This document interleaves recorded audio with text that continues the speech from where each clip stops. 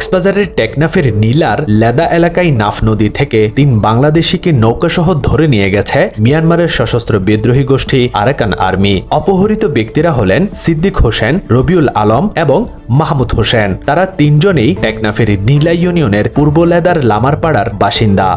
চট্টগ্রামের মিরসরাইয়ে এক ত্রিপুরা কিশোরীর শ্লীলতাহানির ঘটনায় আবুল কাশেম নামের এক যুবদল নেতাকে সংগঠন থেকে বহিষ্কার করা হয়েছে।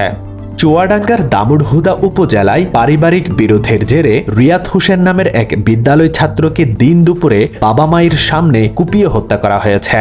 আজ সোমবার দুপুরে উপজেলার দর্শনা থানাধীন পার্ক কৃষ্ণপুর মদনা ইউনিয়নের ৬ ঘরিয়া গ্রামে এই খুনের ঘটনা ঘটে। পুরনো বাইসাইকেল কিনতে ৩,০০০ টাকা দরকার ছিল ১৫ বছর বয়সী কিশোরের। এজন্য রাজধানীর যাত্রাবাড়ি থেকে মিরপুরে খালার বাসায় টাকা চাইতে যায় সে। ভাগ্নের জন্য শরবত বানাতে ডাইনিং রুমে যান খালা মরিয়ম বেগম। এ সময় খালার মানিব্যাগ থেকে টাকা চুরি করতে গিয়ে ধরা পড়ে কিশোর। খালা তার মাকে বলে দেবেন বলে ভয় দেখান। তখন তাকে ছুরিকাঘাত করে সে। চিৎকার শুনে অন্য কক্ষ থেকে আরেক খালা সুফিয়া বেগম এগিয়ে এলে তাকেও ছুরিকাঘাত করে ওই কিশোর।